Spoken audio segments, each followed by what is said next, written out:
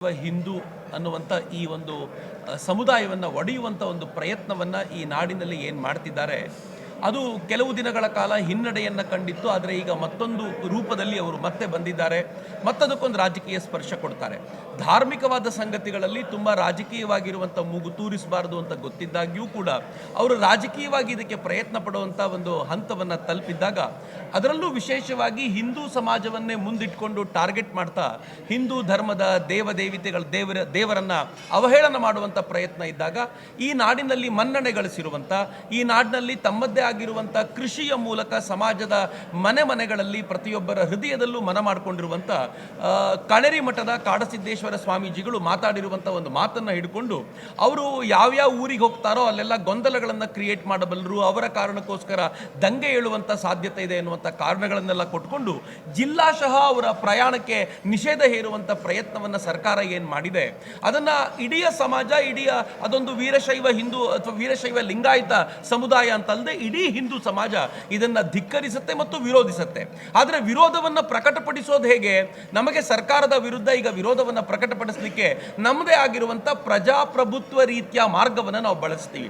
ಒಬ್ಬ ಸ್ವಾಮೀಜಿಯವರಿಗೆ, ಒಬ್ಬ ಸಂತರಿಗೆ ಅವರಿಗೆ ವಾಕ್ ಸ್ವಾತಂತ್ರ್ಯವನ್ನು ನಿಷೇಧ ಮಾಡಿ ಅವರಿಗೆ ಎಲ್ಲಿ ಬೇಕಿದ್ರೂ ಹೋಗಬಲ್ಲಂಥ ಒಂದು ಪ್ರಯಾಣದ ಸ್ವಾತಂತ್ರ್ಯವನ್ನು ಏನು ನಿಷೇಧ ಮಾಡಿದೆ, ಅದಕ್ಕೆ ನಾವು ಸರ್ಕಾರದ ವಿರುದ್ಧ ಒಂದು ತೀವ್ರಗತಿಯ ಹೋರಾಟವನ್ನು, ಆಂದೋಲನವನ್ನು ರೂಪಿಸಬೇಕು ಅಂತ ಹೊರಟಿದ್ದೀವಿ. ಮೊದಲನೇದಾಗಿ ಕರ್ನಾಟಕದ ಬಹುತೇಕ ಎಲ್ಲ ತಾಲೂಕುಗಳಲ್ಲೂ ಕೂಡ ನಾವು 5,000ಕ್ಕೂ ಹೆಚ್ಚು ಸಹಿಯನ್ನು ಸಂಗ್ರಹಿಸ್ತೀವಿ. 500ಕ್ಕೂ ಹೆಚ್ಚು ಜನ ಸೇರಿಕೊಂಡು ನಾವು ತಹಶೀಲ್ದಾರ್ನ ಭೇಟಿ ಮಾಡಿ ಅಲ್ಲಿ ಮನವಿ ಪತ್ರವನ್ನು ಕೊಟ್ಟು ಇದನ್ನು ವಿರೋಧಿಸ್ಲಿಕ್ಕಿದ್ದೀವಿ. ಅಷ್ಟೇ ಅಲ್ಲದೆ ಸರ್ಕಾರವೇ ಈ ನಿರ್ಣಯವನ್ನು ವಾಪಸ್ ತೆಗೆದುಕೊಳ್ಬೇಕು ಅಂತ ಆಗ್ರಹಿಸ್ಲಿಕ್ಕಿದ್ದೀವಿ. ಎರಡನೇದು, ವಾಸ್ತವವಾಗಿ ಮತ್ತು ಸರಿಯಾದ ದೃಷ್ಟಿಕೋನದಲ್ಲಿ ಹೇಳೋದಾದರೆ ಬಸವ ತತ್ವವನ್ನೇ ತಮ್ಮ ಜೀವನದಲ್ಲಿ ಅಳವಡಿಸಿಕೊಂಡು ಅತ್ಯಂತ ಸರಳವಾದ ಬದುಕನ್ನು ಬದುಕಿ ಎಲ್ಲರನ್ನೂ ಕೂಡ ಸಮಾನ ದೃಷ್ಟಿಯಿಂದ ಕಾಣ್ತಾ ಇರುವಂಥ, ನಿಜವಾಗಿರುವಂಥ ಬಸವ ತತ್ವದ ಫಾಲೋವರ್ ಅಂತ ಕರೆಸ್ಕೊಳ್ಳಲ್ಪಡುವಂಥ ಸ್ವಾಮೀಜಿಯವರು, ಕಾಡಸಿದ್ದೇಶ್ವರ ಸ್ವಾಮೀಜಿಯವರು, ಅದರ ಬಗ್ಗೆ ನಾನು ತುಂಬ ಹೇಳಬೇಕಾಗಿಲ್ಲ, ಅದು ಎಲ್ರಿಗೂ ಗೊತ್ತಿರುವಂಥ ಸಂಗತಿ. ಅವರ ಕುರಿತಂತೆ ಈಗ ನಡೆದಿರುವಂಥ ಈ ಪ್ರಯತ್ನ ಏನಿದೆ ಅದು ಬರೀ ವೀರಶೈವ ಹಿಂದೂ ಸಮಾಜವನ್ನು ಒಡೆಯೋದಲ್ಲದೆ, ವೀರಶೈವ ಲಿಂಗಾಯತ ಸಮಾಜವನ್ನು ಒಡೆಯೋದಲ್ಲದೆ ಒಟ್ಟಾರೆ ಹಿಂದೂ ಸಮಾಜವನ್ನು ಚೂರು ಚೂರು ಮಾಡುವಂಥ ಪ್ರಯತ್ನ ಇಲ್ಲಿ ಎದ್ದು ಕಾಣುತ್ತೆ. ಇಂಥ ಸಂದರ್ಭದಲ್ಲಿ ನಾವು ಏನು ಯೋಚನೆ ಮಾಡ್ತಿದ್ದೀವಿ ಅಂತಂದರೆ, ಮನವಿ ಪತ್ರ ಕೊಡೋದಲ್ಲದೆ ಅದರ ಜೊತೆಗೆ ಎಲ್ಲ ತಾಲೂಕುಗಳಲ್ಲೂ ಜಿಲ್ಲಾಶಃ ನಾವು ಇದನ್ನು ವಿಸ್ತಾರವಾಗಿ ತೆಗೆದುಕೊಂಡು ನಾವು ಬಸವಾದಿ ಶರಣರ ಹಿಂದೂ ಸಮಾವೇಶಗಳನ್ನು ಎಲ್ಲ ಕಡೆ ಆಯೋಜನೆ ಮಾಡಲಿಕ್ಕಿದ್ದೀವಿ. ಇದು ಬರೀ ವೀರಶೈವ ಲಿಂಗಾಯತ ಸಮುದಾಯ ಅಷ್ಟೇ ಅಲ್ಲದೆ ಇದು ಎಲ್ಲ ಹಿಂದೂ ಸಮಾಜವು ಸೇರಿಕೊಂಡು ನಡೆಸಬೇಕಾಗಿರುವಂಥ ಒಂದು ಪ್ರಯತ್ನ ಅಂತ ನಾವು ಆಲೋಚನೆ ಮಾಡ್ತಾ ಇದ್ದೀವಿ.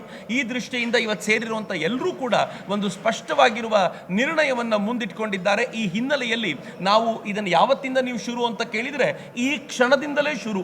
ಯಾರ್ಯಾರು ತಮ್ಮ ಊರಿಗೆ ಇವತ್ತು ಮರಳುತ್ತಾರೋ, ಇವತ್ತು ಲೇಟ್ ಆದರೆ ಇವತ್ತಾಗಲಿಕ್ಕಿಲ್ಲ, ಬಟ್ ನಾಳೆಯಿಂದಲೇ ಇದಕ್ಕೆ ಬೇಕಾಗಿರುವಂಥ ಎಲ್ಲ ತಯಾರಿ ಆರಂಭವಾಗುತ್ತೆ.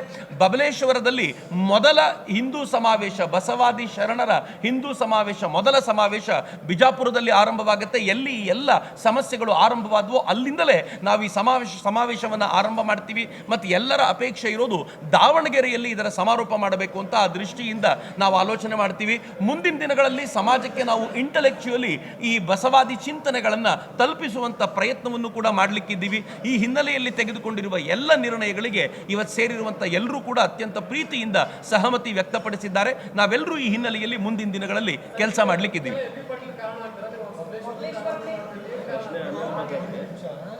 ಚಕ್ರವರ್ತಿ ಆದ್ಮೇಲೆ ಬಸವನಗೌಡರು ಒಂದು 5 ನಿಮಿಷ ಮಾತಾಡ್ತಾರೆ.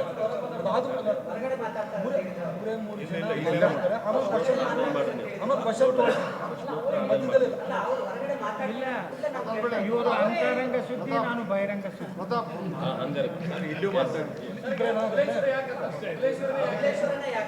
ಎಲ್ಲಿಂದ ಶುರುವಾಯಿತೋ ಅಲ್ಲೇ ಮಾಡಬೇಕು ಅನ್ನುವಂಥ ಪ್ರಯತ್ನ. ಸಹಜವಾಗಿ ಇದಕ್ಕೆ ಸಂಬಂಧಪಟ್ಟವರು ಯಾರ್ಯಾರು ಆ ಜಾಗದಲ್ಲಿ ಮಾತನಾಡಿದ್ದಾರೋ ಅಲ್ಲಿಯೇ ಉತ್ತರ ಕೊಟ್ಟು ಬರಬೇಕು. ಅಲ್ಲಿಯೇ ಉತ್ತರ ಕೊಟ್ಟು ಸಹಜವಾಗಿಯೇ ಎಲ್ಲರ ಅಪೇಕ್ಷೆ ಏನಿದೆ ಅಂತಂದರೆ, ಎಲ್ಲಿ ನಾವು ಕಳ್ಕೊಂಡಿದ್ದೀವೋ ಅಲ್ಲೇ ಹುಡುಕಬೇಕು. ನಾವು ಎಲ್ಲೋ ಹುಡುಕ್ಲಿಕ್ಕೆ ಸಾಧ್ಯ ಆಗಲ್ಲ ಅನ್ನೋ ದೃಷ್ಟಿಯಿಂದ ಪ್ರತಿಯೊಬ್ಬರ ಅಪೇಕ್ಷೆ ಏನಿದೆ ಅಂತಂದರೆ ಆ ಜಾಗದಿಂದಲೇ ಆರಂಭಿಸಬೇಕು. ಬಿಜಾಪುರದಲ್ಲಿ ಒಂದು ದೊಡ್ಡ ಸಮಾವೇಶ ಆಗಬೇಕು, ಅಲ್ಲಿಂದ ಮುಂದಕ್ಕೆ ಇದನ್ನು ರಾಜ್ಯಾದ್ಯಂತ ವಿಸ್ತರಿಸಬೇಕು ಅನ್ನೋ ಪ್ರಯತ್ನ.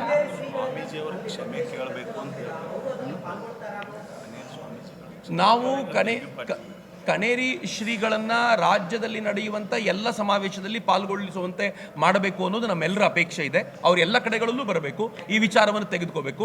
ಆದರೆ ಎಲ್ಲಿವರೆಗೂ ನಾವು ಪ್ರಜಾಪ್ರಭುತ್ವವನ್ನು ಮೀರುವವರಲ್ಲ, ಸಂವಿಧಾನವನ್ನು ಮೀರಿ ನಡೆಯುವಂಥವರಲ್ಲ. ಹೀಗಾಗಿ ಅಕಸ್ಮಾತ್ ಅದಕ್ಕೇನಾದರೂ ನಿಷೇಧ ಅಂತಿದ್ರೆ ಸರ್ಕಾರದ ಕಡೆಯಿಂದ ಅದರಲ್ಲಿ ಕೋರ್ಟ್ನಿಂದ ಅದನ್ನು ವೆಕೇಟ್ ಮಾಡಿಕೊಂಡು ಅವ್ರನ್ನ ಕರ್ಕೊಂಡು ಬರ್ತೀವಿ. ಆದರೆ ಅಲ್ಲಿವರೆಗೂ ನಿಷೇಧ ಇದ್ದರೆ ಅವರು ಅದನ್ನು ಬಿಟ್ಟು ಉಳಿದ ಎಲ್ಲ ಕಡೆಗಳಲ್ಲೂ ಬರ್ತಾರೆ. ಸರ್ಕಾರ ಎಲ್ಲ ಕಡೆಗಳಲ್ಲೂ ಅವರನ್ನು ನಿಷೇಧ ಹೇರುತ್ತೆ ಅಂತಾದರೆ ಅದಕ್ಕೆ ಹಿಂದೂ ಸಮಾಜ ಸರಿಯಾದ ಪ್ರತಿಕ್ರಿಯೆಯನ್ನು ಕೊಡುತ್ತೆ ಅಂತ ಎಚ್ಚರಿಕೆ ಕೊಡಬೇಕು ಅಂತ.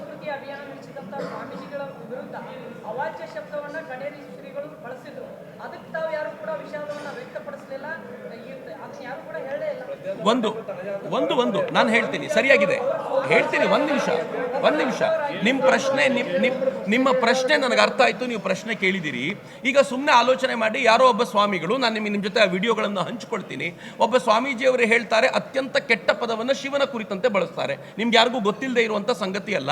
ಸ್ನಾನಕ್ಕೆ ಅಂತ ಪಾರ್ವತಿ ಹೋಗಬೇಕಾದ್ರೆ ಒಬ್ಬ ಮಗುವನ್ನು ನಿಲ್ಲಿಸ್ತಾಳೆ, ಗಿಡ್ಡ ವೀರಭದ್ರನನ್ನು ಕರ್ಕೊಂಡು ಬರ್ತಾನೆ, ಆ ಶಿವ ಎಂಥವನು ಅನ್ನೋ ಪದವನ್ನು ಬಳಸ್ತಾರೆ ಒಬ್ಬ ಸ್ವಾಮೀಜಿ. ಇನ್ನೊಬ್ಬರು ಹೇಳ್ತಾರೆ ನೀವು ದೇವರ ಕೋಣೆಯಲ್ಲಿ ದೇವರನ್ನು ಪೂಜಿಸ್ತಾ ಇಲ್ಲ, ಅದೊಂದು ಮ್ಯೂಸಿಯಂ ಅಂತ ಕರೀತಾರೆ. ಮತ್ತೊಬ್ಬ ಸ್ವಾಮೀಜಿ ಅತ್ಯಂತ ಅವಾಚ್ಯ ಶಬ್ದಗಳಲ್ಲಿ ಹಿಂದೂ ದೇವದೇವಿಯರನ್ನು ನಿಂದಿಸ್ತಾರೆ.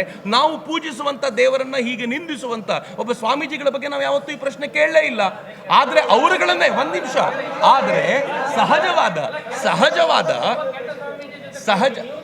ಸಹಜವಾದ ಆಕ್ರೋಶ.